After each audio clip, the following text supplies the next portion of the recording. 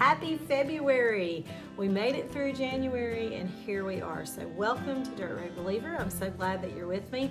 I am Tina, and if this is your first time to this channel, welcome. I'm so glad to have you with us for a time of devotion today. Guys, it is February. It is the month of love. So show some love and let's grow this ministry. There are so many ways to get involved, and we're coming up on our 4th anniversary. And so I would love to get to 1,000 subscribers by our 4th anniversary in May. So please share this channel, get people to subscribe, go to our Facebook group, Dirt Road Believer, be a part of that. You get stuff every single day, articles, inspiration, verses, prayers, videos, everything. And then also we've added a website. So dirtroadbeliever.com, you can get plugged in there. And every one of those ways are ways that you can reach out to me. Tell me what's going on in your faith. Let me pray for you.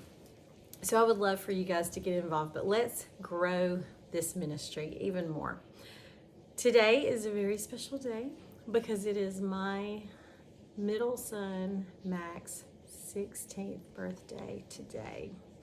And I'm so proud of him and all that he's accomplishing and goals he's setting for himself. And I just want to wish my macaroni a happy birthday. So I'm going to share some Mac footage. It's going to last just a few minutes, but please stay tuned and let's get into a time of devotion. Today, we're going to work, okay? What is God's work ethic? It is spelled out so clearly in His Word, and I want us to take a look at what God values in the way that we work. You're a colorful pair of fuzzy socks propped up beside a fire. You're a yard full of leaves when I swing from a tire. You're the sun on my skin when the clouds blow past. You're the giggles through a movie that I might have missed.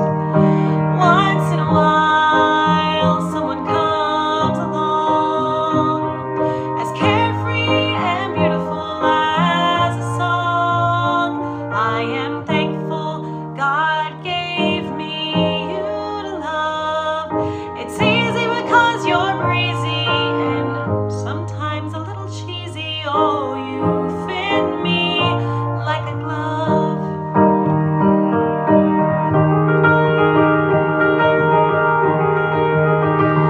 You're the smell of an open bakery door walking down a city street. You're a sold-out venue with one empty seat.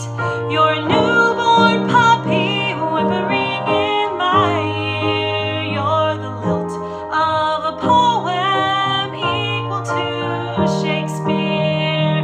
Once in a while, someone comes along as carefree and beautiful as a song. I am thankful God gave me you to love. You fit me like a glove. You're my pie with almond. You're my winding dirt road. You're my whistle in the rain.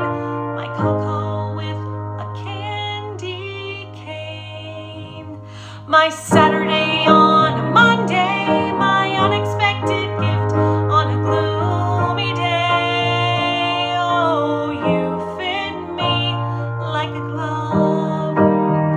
Once in a while, someone comes along as carefree and beautiful as a song.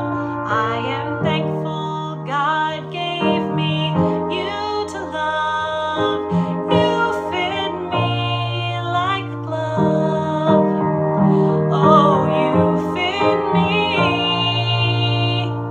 like a glove.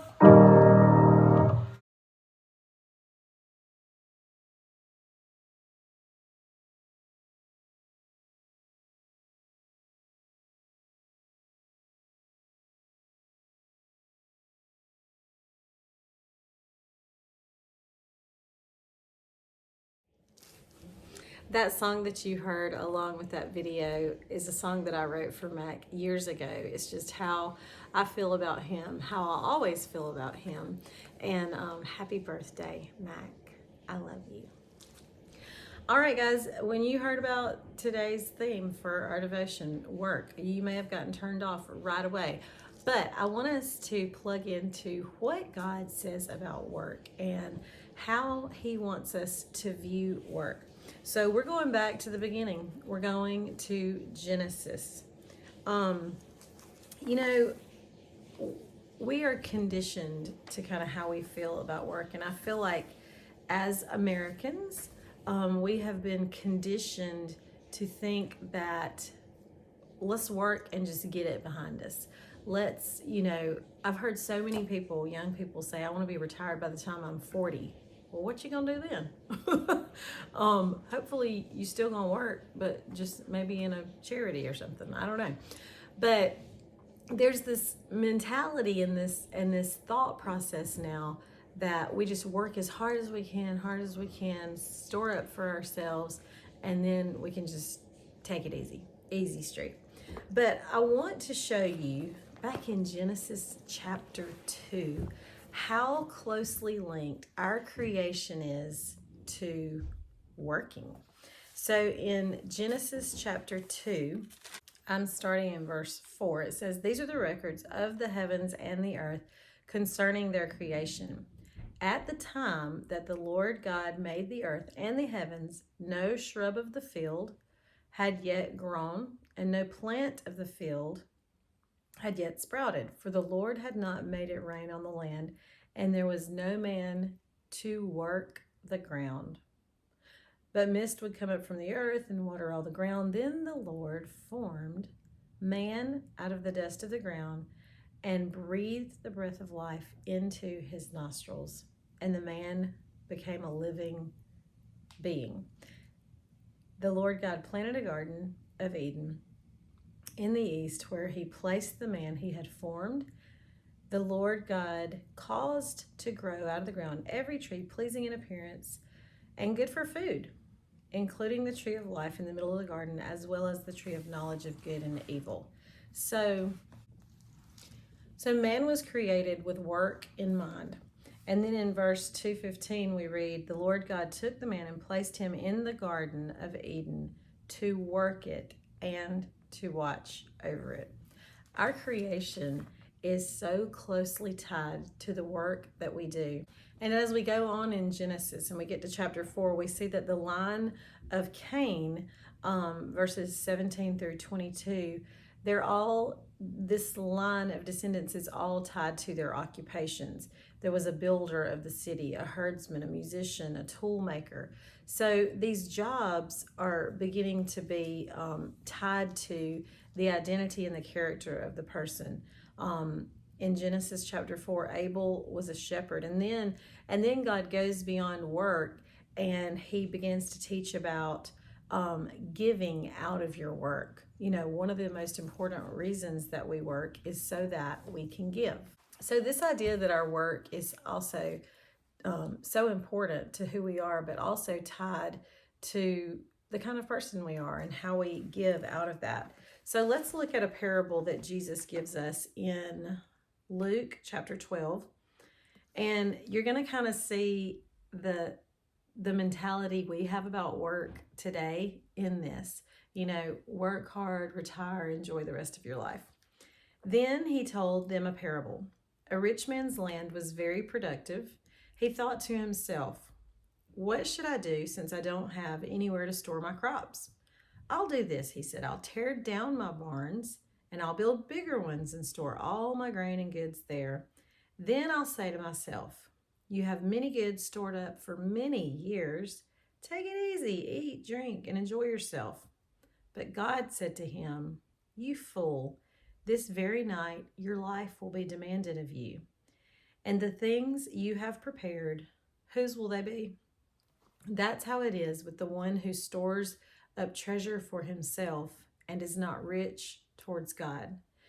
It doesn't say anything in there about, it's wrong to be rich, or, you should give away everything. What it says is in the end there that that's how it is with the one who is rich towards himself, but not towards God.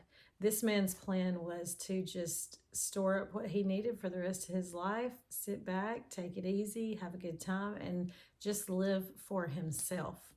So there's this really important connection between the work that we do and the way that we live. What do we do with the money that we make? And our idea about work is that it is, I just work to make money. Well, really, we're working all the time. We're working in our homes. We're working in our churches. So getting away from the idea that work means making money and storing up for ourselves. In Proverbs, there is just one verse I want to point out to you. This is Proverbs 18, and the verse is verse 9. It says, the one who is lazy in his work is brother to a vandal. Or some translations say, the one who is lazy in his work is brother to him who destroys. And I may be oversimplifying this a little bit. I know there have always been lazy people, but it seems like now there are, it's hard to even get people to come to work. And you're paying them.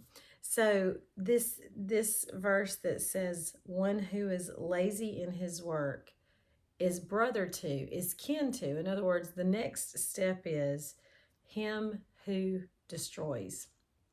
And so there's sort of a self-destruction that occurs within us when we downplay the value of work in our lives.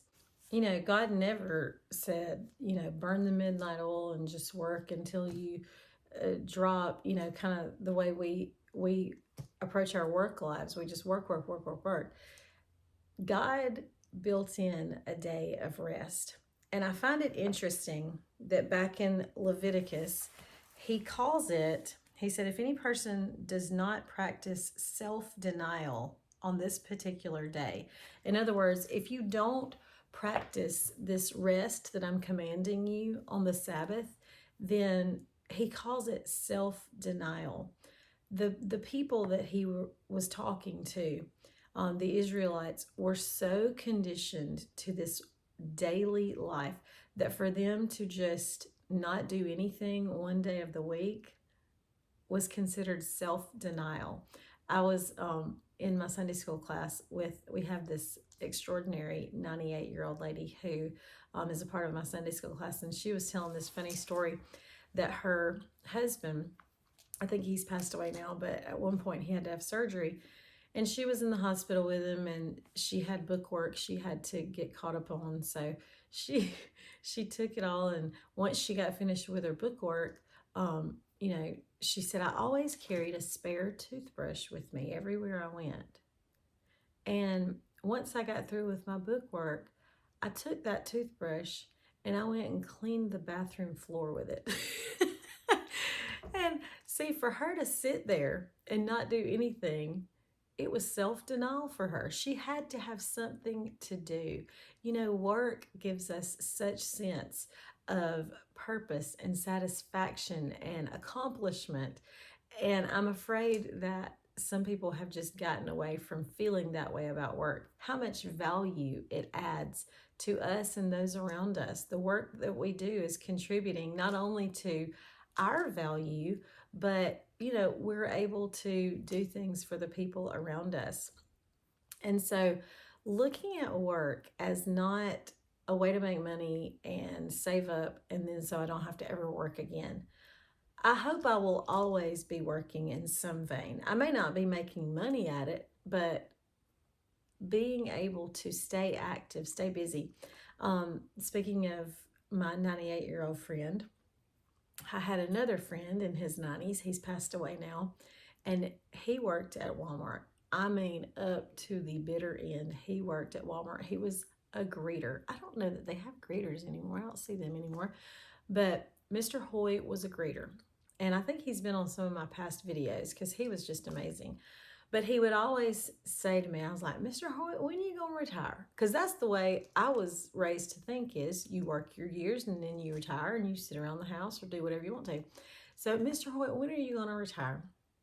He said, well, I don't plan on it. He said, as soon as I stop, I'll die. So he, in his, being, it was denying himself to stay at home and do nothing. He wanted to work. He knew that the work he did was connected to his longevity, his purpose in life. And he knew that if he lost that, that he would die. And so he worked all the way up until maybe 6 months until he did pass away when his body wouldn't let him work anymore. But I give you this devotion to ask you in your quiet time to reflect on your work. Reflect on how do you think about work? How do you feel about work? Have you always had this idea that I'm going to get away with as little as I can while I do work? Or are you one of these people who you just work, 80, 90 hours a week, you never stop? There's a balance there. And the balance is we should value work. God's work ethic it's a lifelong thing, whether you're getting paid or not. And he does actually, in the Old Testament, he talks about retirement. He talks about after a certain age, maybe it's wise to retire from certain things. But he doesn't say stop working. He says, in the mindset that he has for his people, that not to work is self-denial. When we take a day of rest, then it should be hard for us to step out of that a little bit and just relax. But he does command it because he knows the value of rest. But he also expresses over and over in his word the value of working hard. So I hope you have tapped in some today to God's work ethic and see kind of how it lines up with your work ethic. His word tells us that no matter what we're doing, we should do it as if we're working for the Lord, because he is our boss. And, sometimes I feel like the work I do, I need to be just taken out to the woodshed. God just needs to take me out to the woodshed and get my hind end in gear, because sometimes I can spin my wheels in my thought processes when it comes to work.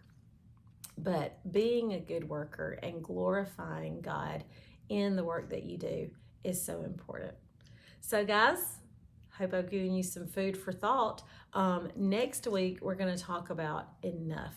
How, this guy, he felt like he had enough.